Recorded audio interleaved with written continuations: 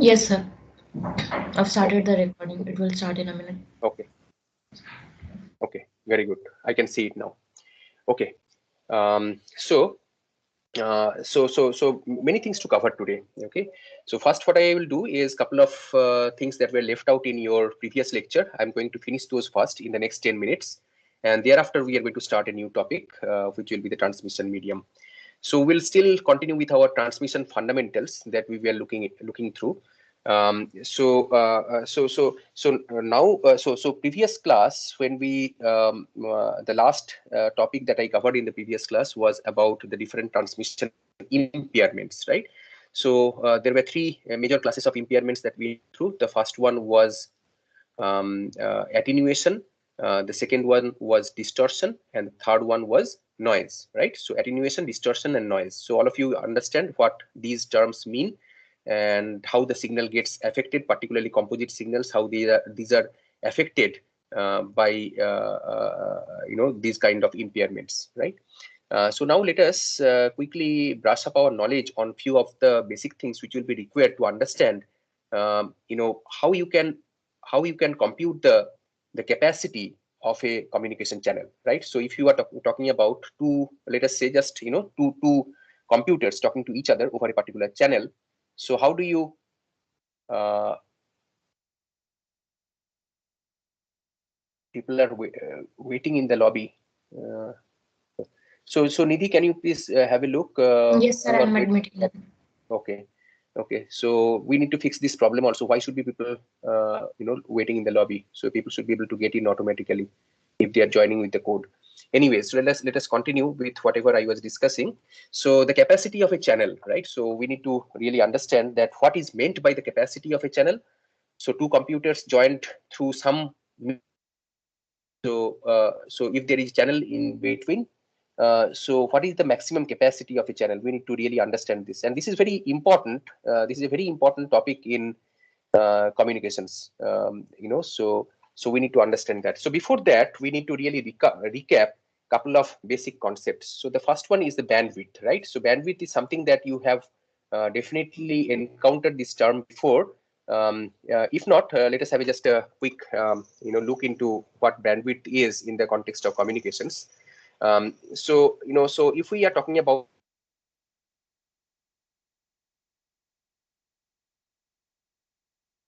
at this particular plot over here, so you have different frequencies, starting from, let us say, 1000 all the way up to 5000, right? So the bandwidth is basically the difference between the highest and the lowest frequencies contained in that signal. So if we are talking about a particular signal, so the highest frequency is what, 5000 units, 5000 hertz, let us say, and the lowest one is 1000 hertz. So the difference between them is 4000 hertz. So that's the bandwidth of a of a particular signal, right? Um, so that's basically for a periodic signal like this, which has a certain period. For something like this, the non-periodic signal, something like this, basically, say the difference over here. So if you just have a look at these two diagrams, you will be able to see, like, what is the difference between these two cases, so periodic and non-periodic signals. But the main thing is that bandwidth is still going to be the same, which is the highest and the lowest frequency, the difference between them, right? So that's the bandwidth, right? And now let us try to understand one more important so before that, actually, I wanted to run you through one example, um, to make you understand so what is this bandwidth all about. So if you are talking about a periodic signal, right? So a periodic signal is decomposed into 5 sine waves with frequencies 100, 300, 500, 700, and 900 hertz. So the question asks, like, what is the bandwidth, right? So we are talking about a periodic signal with different sine wave components, and each has a frequency 900, 700, 500, 300, and 100. So what is the bandwidth, right? So what will be the bandwidth? What will be the bandwidth, right? So let us have a look. Oops. Okay. Let us have a look. So what is the highest frequency over here? 900 hertz. right? That's what is given. 900 hertz is the highest frequency, and what is the lowest frequency? 100 hertz, right? So big difference between the highest frequency and the lowest frequency is 800 hertz, right? So if you are able to draw the diagram representing each of these different frequency components, it's going to look like this. And so this is the bandwidth, right? So 900 minus 100 equal to 800 hertz. Now, so this is the concept of the bandwidth, and the second concept that is required is about something called the levels, right? So in the last class, we looked into digital signals. We have seen so the digital signals basically can be represented in the form of plus V, minus V voltage levels, right? Different voltage levels, okay? Or even like 0 volt, so different representations are there. So a digital signal is basically a representation of data as a sequence of discrete voltage levels, like plus V, minus V, or 0, right? So so in a digital signal, only one value from these finite set of possible values can be taken at any point of time, right? So so let us have a look at this particular figure over here. So in this particular digital signal, so what is shown is there are two levels. So level 1 and level 2. So level 1 represents 0 voltage, and level 2 represents plus V voltage. So the plus V can be plus 5 voltage, plus 5 volts, for example. So 0 and plus 5, let us say, right? So there are two levels that are shown. So each level corresponds to a bit, okay? So either it is 1 or 0. So this convention basically can change. So here it is shown that plus V volts is basically 1, and 0 volts is basically this bit 0. But it would be the other way also. It's just a representation, okay? Now, so this is basically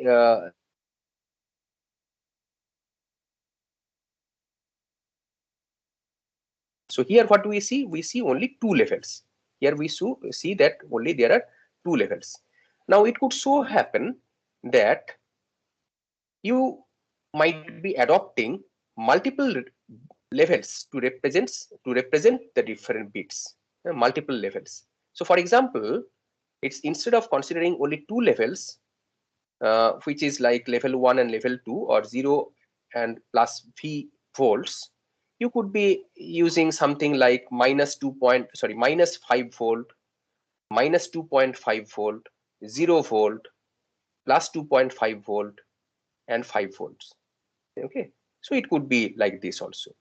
Now, so these could be the different levels, right? So corresponding to every level, you could be having a combination of bits, right? So if we are talking about a 2's combination of the bits 0 and 1, how many different combinations can you have? So you can have 0 0, 0 1, 1 0, 1 1, right? So these are the different combinations out of the 2 bits 0 and 1s considered in pairs of 2, right? So now, as you can see over here, that here it is encoded this way, that plus 5 volts, let us say. So level 4 is 1 1. Plus 2.5 is 1 0. Okay. Minus 2.5 is 0 1. And see, you see 0 1 0 1, and 0 0 could be minus 5 volts. Just a representation, nothing else, right? So whether it is plus 5 volts or plus 6 volts, it doesn't matter. Okay, typically it is so, but it could be something else also. So what is more important to understand is that with 2 bits, you can have every signal element corresponding to a particular level being represented this way. So every 2 bits could be having different combinations like this, right? And every combination could be representing a particular level. So this is basically the representation of a digital signal with 4 levels. level 1, 2, 3, and 4. So as you can see over here, that in this case, in the former case, when we consider only 2 levels, the entire duration, if you assume, is of 1 second from here all the way up to here. If it is 1 second, then there are 8 bits that you are able to pass in that second. So if you have to compute the bit rate, what the bit rate is going to be? Number of bits that are transmitted in 1 second. So what is it going to be? 8 bits per second. So in this case, the bit rate is going to be 8 bits per second. Clear? Look at this case, so where we have 4 levels. So here you see that within that same duration, 1 second, we are not passing 8 bits like in the former case. Here we are able to pass 16 bits within 1 second. So the data rate basically increases, the bit rate increases. So what is the bit rate? 16 bits per second. 16 bits per second. So we are able to transmit 16 bits per second. So the capacity, the data rate, the bit rate, basically in this particular case, using 4 levels, we are able to increase that particular thing. So we are able to increase the bit rate by increase. Okay.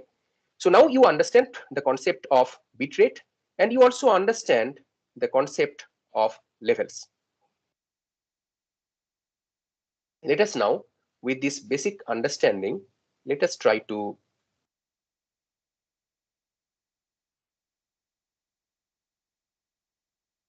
rate. So bit rate is the number of bits per second. This is 1 second. Okay. So bits per second, and this is something that I have explained to you. In the former case, we had 8 bits being transmitted in 1 second. So the bit rate is 8 bits per second. And in the latter case, it is 16 bits transmitted in 1 second. So it is going to be 16 bits per second. Okay. So now let us understand what is the bit length. So the bit length is basically the distance 1 bit occupies on the transmission medium. So how you are going to do it? Quite logical. So how much distance is occupied by 1 bit?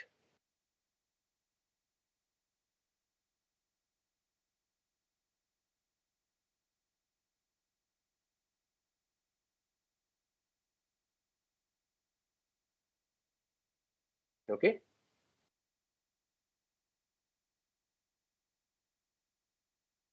Can you hear me? I think I got temporarily disconnected. Am I audible? Yes, sir. Now you are audible. Yes, okay. So, so what is this bit length, right? The distance 1 bit occupies on the transmission medium. So distance, how will you calculate? So the duration, the time, bit duration, right? So the bit duration multiplied by the speed will give you the distance. Speed into the duration will give you the distance. That distance is basically the bit length. Okay. Let us proceed further. So let us take this example. I'm not asking you to work on these problems. I will give you several problems to work on in another class. For now, in the interest of time, let us go forward. Be attentive. You will be able to understand what I'm talking about. So a digitized voice channel is made by digitizing a 4 kilohertz bandwidth analog voice signal. A digitized voice channel. So channel is basically digital channel, right? So a digitized voice channel is made by digitizing a 4 kilohertz bandwidth analog voice signal. We need to sample the signal at twice the highest frequency. So we assume that each sample requires 8 bits. So what is the bit rate? Very simple arithmetic, right? I think many of you have already computed in your minds. So let us have a look. So this is the answer, right? 64 kbps. How do we get? 2 multiply it by 4,000. Why 4,000? Because 4 kilohertz, right? So 4,000 into 8 is going to give you 64,000 bps, which is basically 64 kbps, right? So this is going to be made available to you. The slides are going to be made available to you. Have a look at it. So by the way, the slides are being made available to you on my website. So if you go to my website, and the links have already been shared on Teams, you will be able to get the copies of the slides. These slides are password protected, and the password is also shared on Teams. Now, the most interesting part. So why we understood the concept of bandwidth, why we understood the concept of bit rate, and why we understood the concept of the levels of a signal, right? Because we need these three concepts to understand the maximum data rate that one can achieve in a particular channel. Okay, the maximum data rate that one can achieve in a particular channel.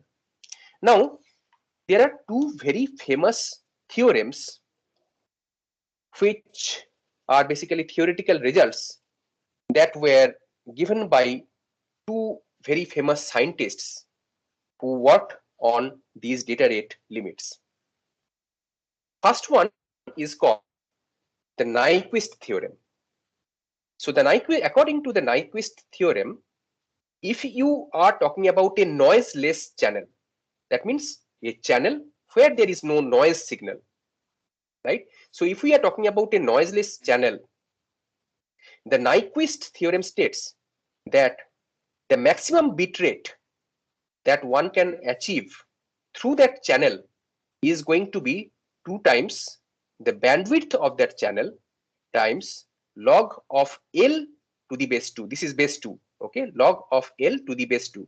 Okay, so mind you that it is base 2. So what is this 2 times bandwidth times log of L? What is this L?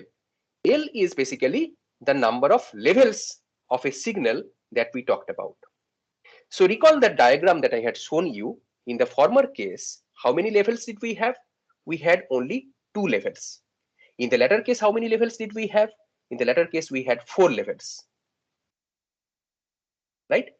So those are the levels that we are talking about. So Nyquist says that if your channel is noiseless, if it is noise free, then the maximum bandwidth can be computed this way. This is a theoretical result.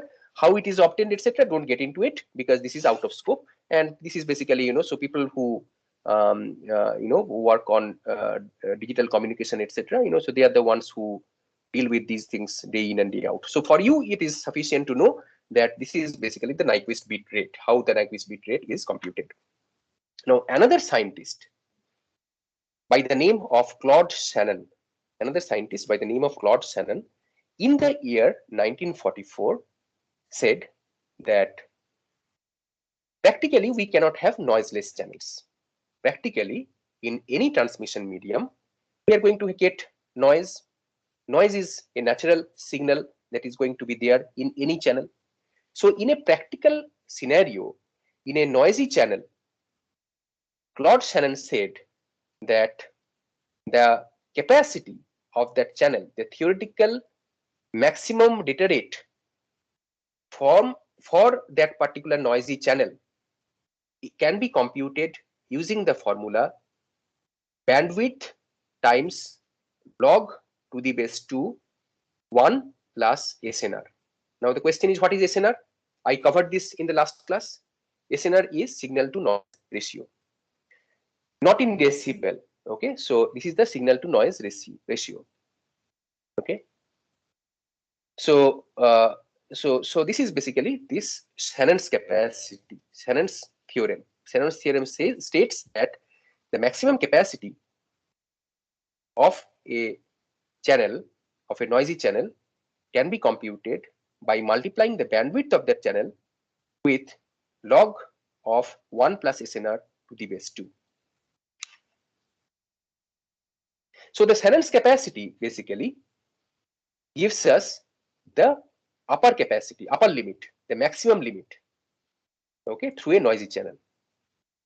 And the Nyquist theorem can help how many signal levels we have in that particular channel, or how many signal levels we need to send that signal through, to send the data through that particular channel.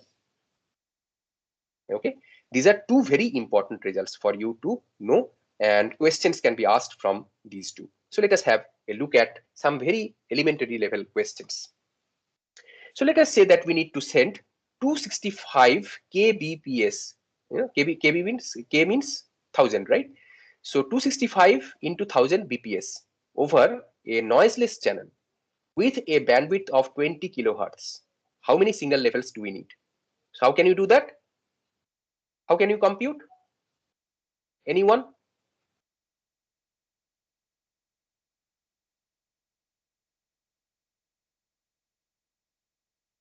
So let me tell you the answer. So you have to use the Nyquist formula, right? So 265 kbps is 265 into 1000 bps, right? That is the maximum data rate, and the maximum data rate is given equal to 2 times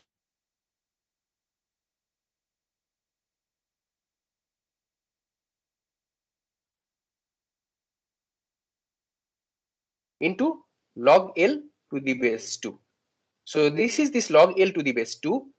So now this log L to the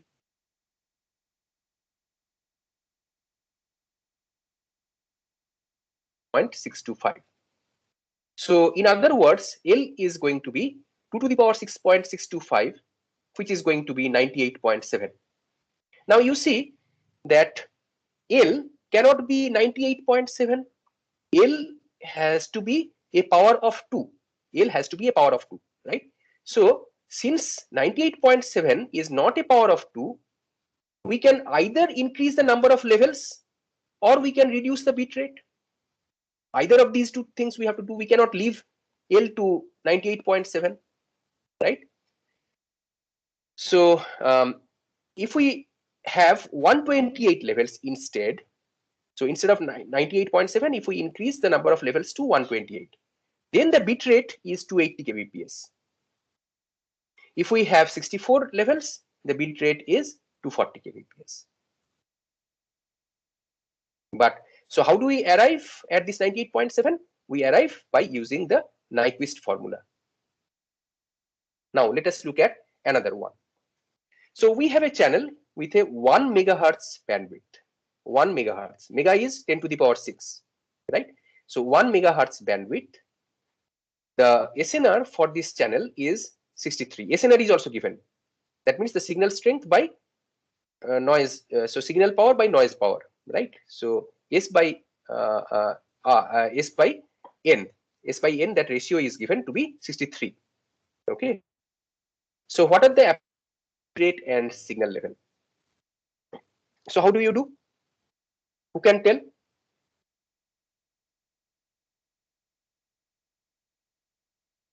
See, time is the main factor, right? So you have to be very prompt.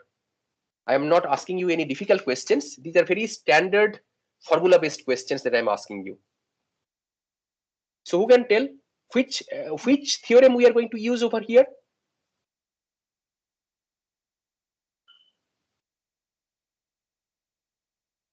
So we have to compute the maximum bit rate and the signal level. So let us do it. Okay. So so first of all, we need to compute the maximum capacity, maximum data rate, right? So the maximum data rate is going to be 6 Mbps. How? Using Shannon's formula. So Shannon's formula states that C equal to B into log of 1 plus SNR to the base 2. This is what we have seen already. So B is given, SNR is given. So you compute this, you do the math, and then you get 6 Mbps to be the maximum capacity. So this maximum capacity gives you the upper limit. Shannon's formula, so noisy channel. Upper limit 6 Mbps. Maximum data rate that we can have through this particular channel is 6 Mbps. Right. So we need to now compute the number of levels. Right. So Shannon's formula gives you the maximum data rate, but if you have to use for practical purpose, you need to use some lower data rate, right? So for better performance, you need to use some lower data rate. So which could be like 5 Mbps or 4 Mbps, etc. So assume that you are using 4 Mbps as the usable data rate. Yeah. So if you are using 4 Mbps as the usable data rate, and then using the Nyquist formula, you can get L to be 4. L to be 4. So you see that we assumed it to be 4 Mbps. And then all we are saying that if you need to really pass your signal through this channel using this maximum capacity of, using this capacity of 4 Mbps, using the data rate of 4 Mbps, then using Nyquist formula, we can compute the number of levels that are going to be required for that particular channel to be 4. So this particular problem uses a combination of both the Shannon as well as Nyquist formula. So I'm going to give you a number of problems to work on, not today, in another class, because otherwise I think because it's virtual, I'm not able to understand really that how many of the students are really attentive over here, and how many of you are browsing through Facebook, Twitter, and all. Right? So all I can do is to basically push you by giving you some problems to work on, so that you will be forced to work on them and get an understanding of it. So students, I hope that you guys are not lost, you are attentive, and you are listening to whatever I'm saying. Now the next thing that we are going to cover is basically the concept of propagation delay and transmission delay. These are very important concepts. So propagation delay, or propagation speed, right? Propagation speed is the speed at which a bit travels through the medium from the source to the destination.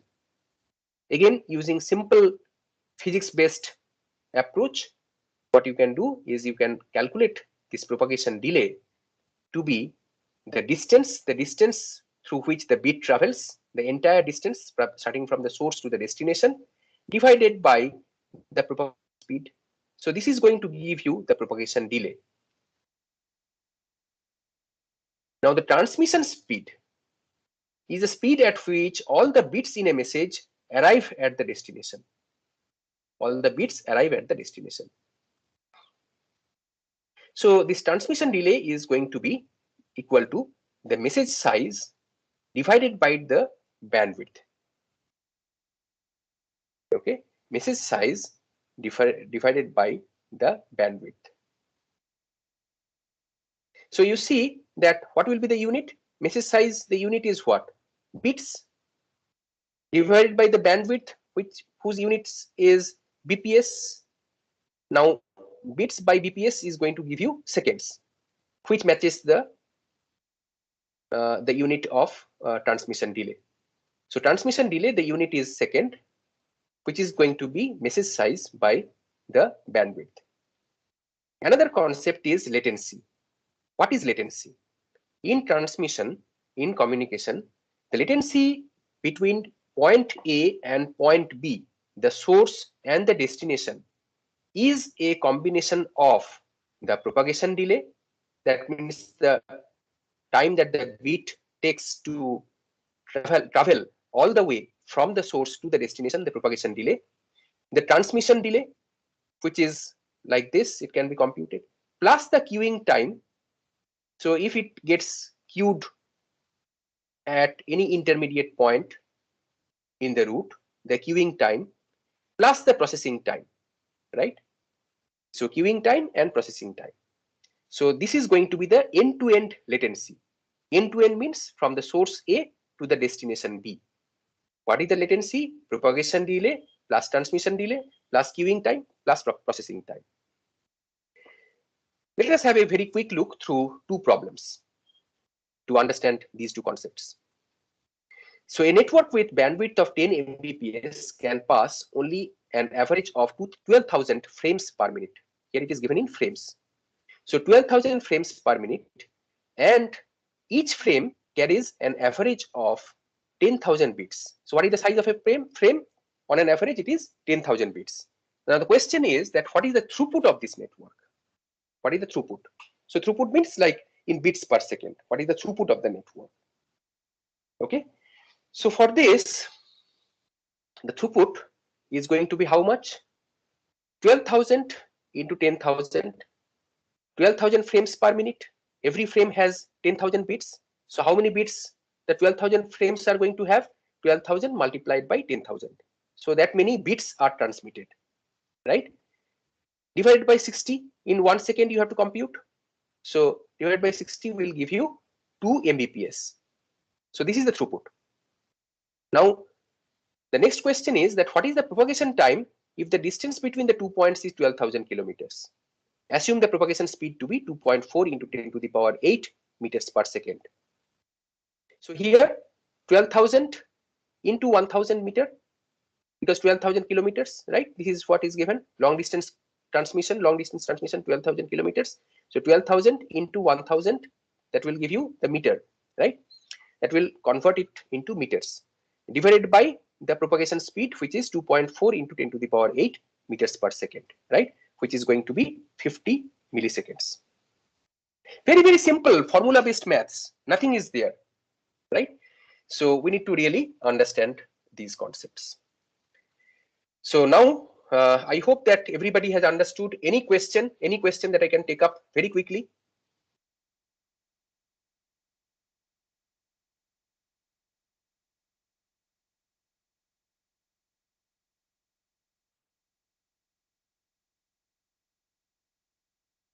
So everybody is with me? Very good. So now what we are going to do is we are going to start a new topic. So I hope the recording has been stopped for the older one.